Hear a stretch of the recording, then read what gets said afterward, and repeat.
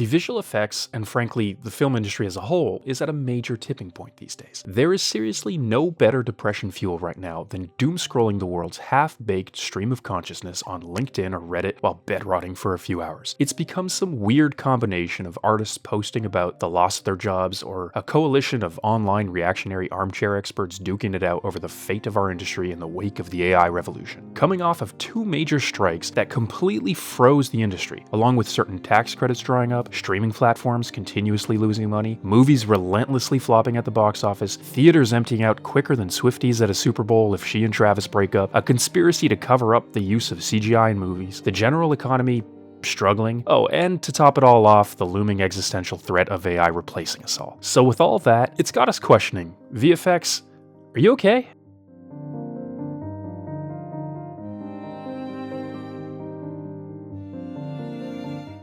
Before we get into the meat of it all and dissect why my LinkedIn feed has become bleaker than an episode of Chernobyl, it's important to go back a bit to explain how we got here, since many of the issues running rampant throughout our industry have been brewing in the shadows for a very long time. The general ebb and flow of VFX looks something like this. A production company working on a film or TV series will map out all of the shots they need VFX work on, and come up with a rough budget. The on-set or client-side VFX supervisor and producer will then reach out to the VFX studios and ask each to prepare a bid, which is essentially a rough quote on how much it would cost to get the work done. The VFX studios, or vendors, come up with a fixed bid by breaking down every shot into its elements, like wire removal, green screen keying, CG environment work, matte painting, etc., and map out how much each shot would cost, based on a supervisor's assessment and data gathered from hours worked on previous similar tasks. The trouble with the fixed bid is that VFX work is incredibly dynamic. No two shots are the same, and many pose a new challenge that is difficult to quantify with a dollar amount directly. It's not as obvious as, say, a furniture store simply offering a specific chair. Every chair, in our case, needs to be custom built to the client's specifications, but we're still expected to produce it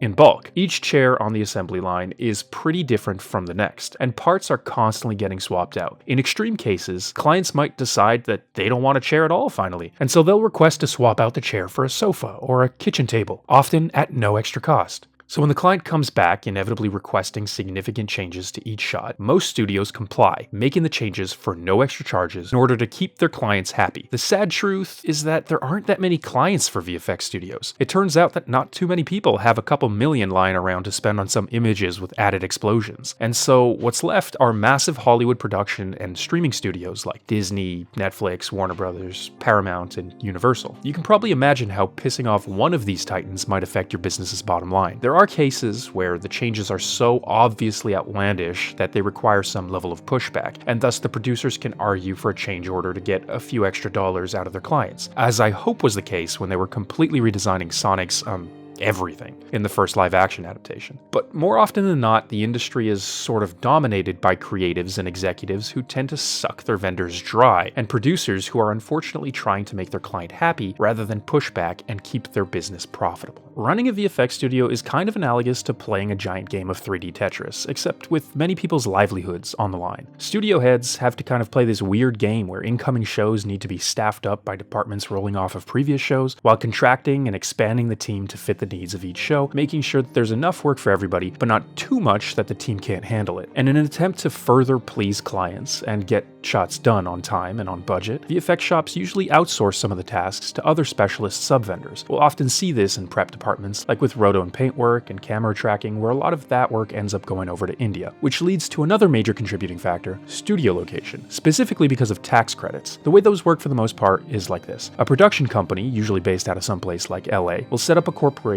in a location with high tax incentives. The client corporation and the vendor in that location sign a working contract which entitles the client corporation to a tax rebate on all of the VFX work that they bring to that location, which in high tax credit areas effectively comes out to something like 40% for the production companies, not the VFX studios. So let's say Marvel brings all of their VFX work to somewhere like Vancouver, they'll end up only having to pay something like 60% of its total cost. So if they spend $1 million on all of the VFX, they get $400,000 back, and it effectively only ends up costing them $600,000, which is a huge incentive to bringing that work over there. However, that also means that the VFX industry as a whole becomes nomadic, chasing subsidies and forcing VFX studios to pop up shops in tax credit-rich locations, while often closing down less performance studios and locations without high tax incentives. That means that artists themselves have to pack up their lives and move to different locations where the bulk of the work has gone, or stay back and compete for what little work is left. Governments are often adding and removing from tax credits, which makes the landscape very unstable and subject to quick movements. Initially, tax incentives are put into place to bring foreign industries over to a country and spur up a self-sustaining economy in that location. But eventually, governments tend to realize that high tax credits are unsustainable and too expensive to keep up. And at that point, it makes more financial sense to either reduce the credit or get rid of it altogether. On top of tax credits, locations like India also have incredibly cheap labor compared to Western markets. To put it into perspective, from what I've gathered, a senior salary in India comes out roughly to 18,000 USD, where you could get something closer to 180,000 for a similar role in the US.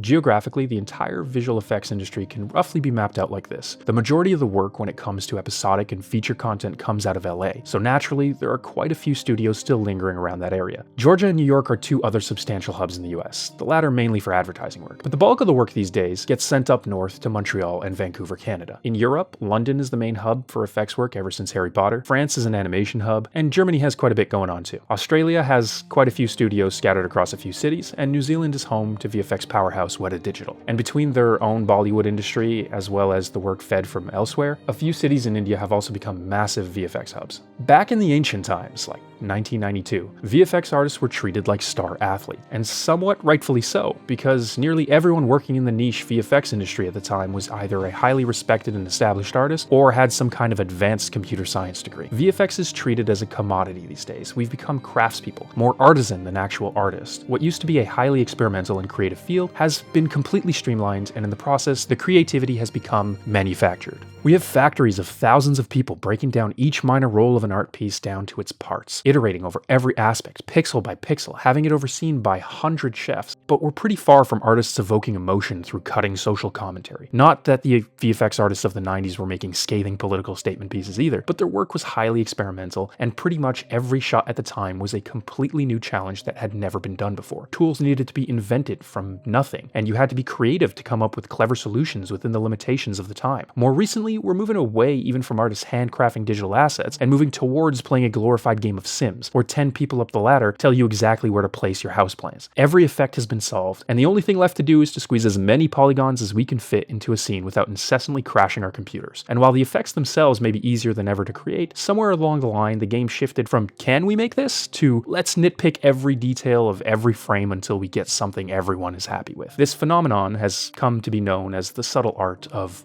pixel fucking, where it's no longer about making a realistic effect, but about how broad your highlights are on a background character's hat, or how many pixels left of screen a background helicopter is placed, or exactly how much magenta is in your emissive channel in your explosion. There's a level of this that's reasonable, and required, frankly, to make a believable image, but in far too many cases, at the risk of not having anything to contribute, and perhaps even just to justify their salaries, inexperienced supervisors and directors will start to comment on whatever minute details that they may notice, regardless of whether it contributes to the overall narrative or quality of the shot. Even in my own experience, I've had a supervisor ask me to reduce the length of a character's mouth by 5% with a straight face, or even to sculpt high-res details into background vines that were eventually going to be completely covered up by atmosphere, particles, shadows, and a dark color grading. I even remember one time being specifically requested to sculpt a background planet in 3D for a single shot where the camera was in lower Earth orbit, because we might see some parallax in the mountains. We did not see any parallax in said mountains, because we were in space. There could honestly probably be a whole video dedicated to things that could have been a matte painting. This quote from legendary creature animator and VFX studio owner Phil Tippett always stuck with me.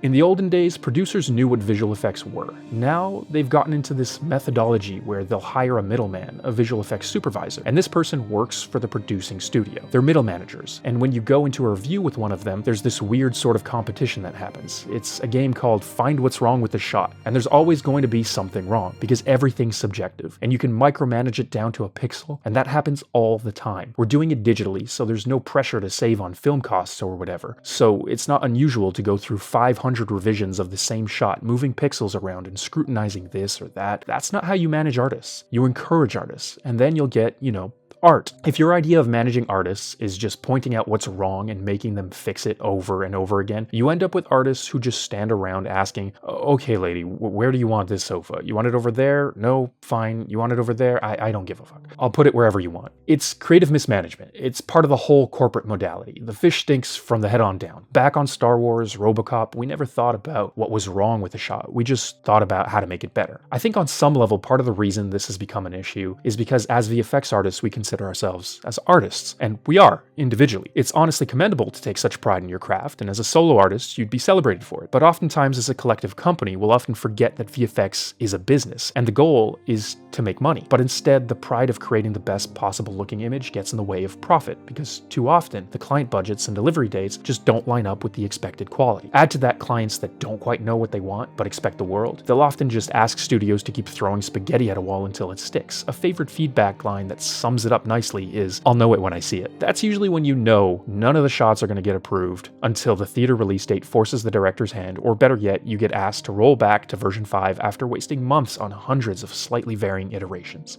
Overtime was also a pretty big issue in the industry for a while. Artists were expected to work extra hours, and at the time, for no extra pay, to finish their unbearably large mountain of work on time. There were instances back in the day where artists stayed overnight, sleeping at studios under their desks to get the job done. The industry kind of ran on self-motivated artists' passion for the high-profile IPs that they got to contribute to. Many were thrilled just to be part of these massive global pop culture phenomena. But that kind of fuel is unsustainable. Eventually, it just kind of ended up burning many artists out. Yet the expectations kind of lingered, and new junior artists were being trained to do the same, creating this sort of revolving door, chewing up artists and spitting them back out. And due to that nature, the industry became quick to promote juniors, which inevitably led to inexperienced teams with little ability to push back against clients and being told by producers flat out to solve their issues in overtime. But I'm grateful for crunch time. It's just fun to hang out with the team. We get to stay at the studio super late, eat our paid overtime dinner alone at our desk, get some undivided focus time to crunch out some awesome work. What better way to catch up on hours missed during important meetings throughout the day? My passion is VFX after all, so I'm pretty appreciative that I get to work extra on those passions. And I get paid to work on the 12th installment of a Transformers franchise. It's completely necessary and unavoidable, really. Like, production is gonna mess up, right? So what better way to fix it than save the project in overtime? And if we don't do it, then the specular values of the building on screen right of shot 102-240 would still look like they did in version 114, rather than how they look now in version 305. Anyway, we can't have that. So that kind of explains how things were. But even with all of that going on, the industry felt a lot more stable, even just as far as a year ago. Work was coming in, wages were up, things were okay, relatively speaking. But recently, things have gotten much, much worse. Over the past few years, talk about AI taking over our creative jobs has gone completely out of hand. LinkedIn almost feels like a war between AI warriors and the anti-AI resistance, where every post or comment, even loosely AI related, either celebrates some new breakthrough in AI or raises pitchforks over the ethical concerns of data scraping. While I do think there is some merit regarding the ethical concerns surrounding AI, I also have to acknowledge that protesting against it kind of feels like protesting against the way the wind blows. The pushback is warranted, and will hopefully disrupt some current AI trends. But either way, some form of AI is here to stay, and these tools will hopefully be trained more responsibly, but they aren't going away. There is some existential threat of AI lurking around the corner, and already it has been replacing some jobs, primarily within concept art and map painting departments, but there is still generally a large gap between the impressive demos we're all currently seeing with video AIs and a final usable and art directable product that will actually completely replace the need of most artists in a studio. We're all accustomed to a high level of demands that clients generally have for their end products, and up until now, all we've really seen of cutting-edge AI tech is essentially some barely usable stock footage generation and the ability to kick out garbage mats that loosely isolate elements from the background. It is certainly impressive and rapidly evolving, and while it may be a more impactful technology in the long run, we've been promised many technologies before and seen some very impressive demos for things like virtual reality and self-driving cars, but I have yet to see either of those really take over the world, because once again, there's a huge gap between showing us a cool-looking demo and the product being safe, ready, and useful for consumers. Just in the last 4 years, we've jumped bandwagons from the metaverse to the NFT craze, and now onto AI. And while this technology does admittedly feel different and is already affecting our day-to-day more directly, it's truthfully the least of my concerns at the moment. Everything else going on in the industry feels like a much more impactful and imminent threat to our jobs. Many are probably aware by now that Hollywood was hit by 2 major strikes last year. Hollywood writers and then actors both went on strike, resulting in about 6 to 7 months straight of production delay.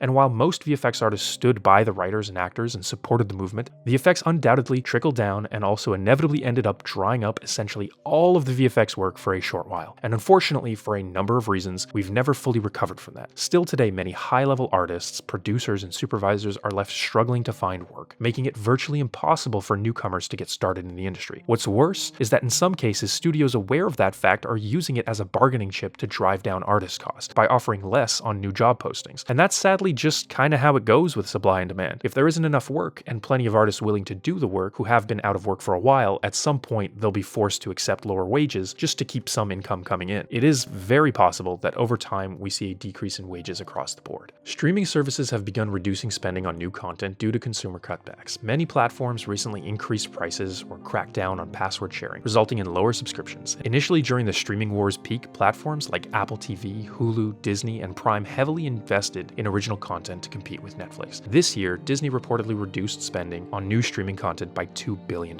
primarily due to overspending during the pandemic while everyone was indoors. The pandemic's impact on the economy is now evident, with consumers cutting back on non-essential expenses due to rising living costs. Streaming platforms are realizing lower profitability and significantly reducing spending. Consequently, fewer shows are produced, resulting in decreased VFX work going through our pipelines. Even video game companies are suffering from a similar issue. Many giant gaming corporations like Riot, Activision Blizzard, and Ubisoft have laid off a big chunk of developers in an attempt to reduce spending. That also means that they'll likely be spending less on marketing budgets for their games and cutting back on spending millions of dollars on AAA cinematic trailers, in turn cutting down the amount of available jobs in the animation and VFX studios that produce these cinematics. And it seems like we're not quite out of the woods with strikes just yet. IATSE and Teamsters, the unions representing everyone working on set from camera operators, gaffers, sound engineers, costume, makeup, animal handlers, drivers, etc., are set to potentially go on strike this summer. Their contracts are up at the end of July, and they're currently undergoing negotiations with the studios. But if no deal is reached by the time their contracts expire, let the strikes begin.